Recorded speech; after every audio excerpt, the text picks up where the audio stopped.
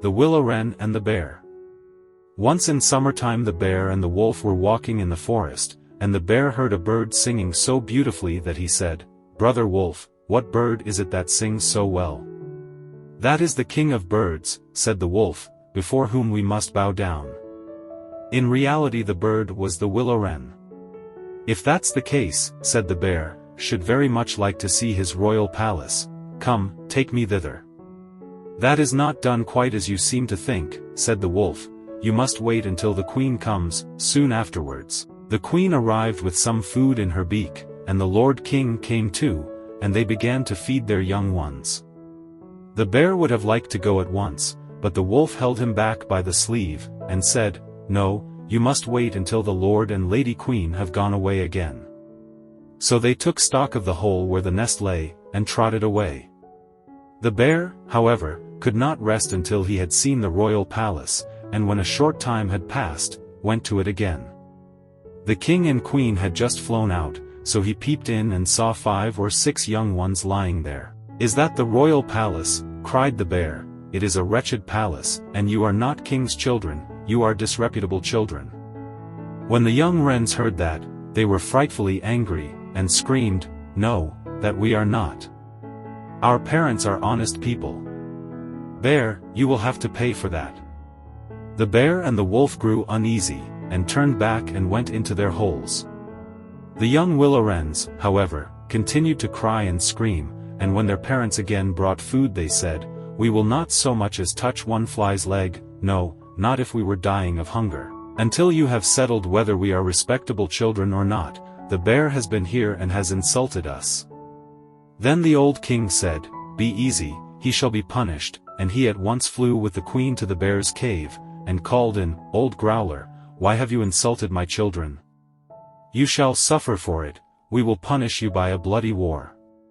Thus war was announced to the bear, and all 4-footed animals were summoned to take part in it, oxen, asses, cows, deer, and every other animal the earth contained.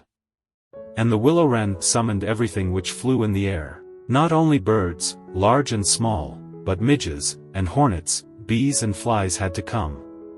When the time came for the war to begin, the willow-wren sent out spies to discover who was the enemy's commander-in-chief. The gnat, who was the most crafty, flew into the forest where the enemy was assembled, and hid herself beneath a leaf of the tree where the password was to be announced. There stood the bear, and he called the fox before him and said, "Fox, you are the most cunning of all animals, you shall be general and lead us."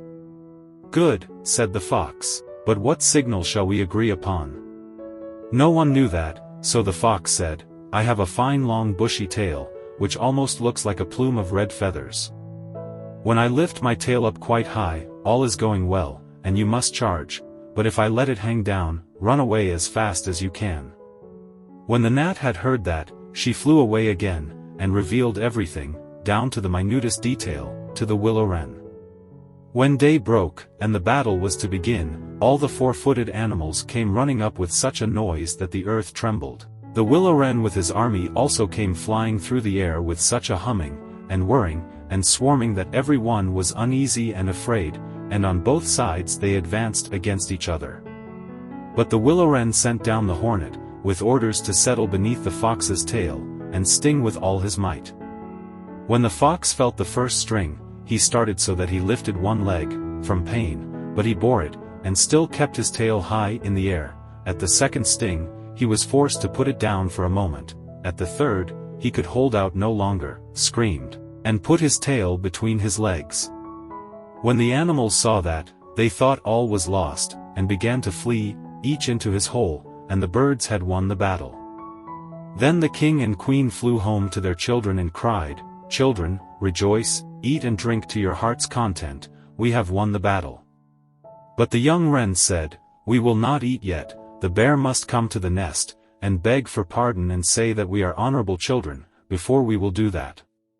Then the willow-wren flew to the bear's hole and cried, "Growler, you are to come to the nest to my children, and beg their pardon, or else every rib of your body shall be broken." So the bear crept thither in the greatest fear, and begged their pardon. And now at last the young wrens were satisfied, and sat down together and ate and drank, and made merry till quite late into the night.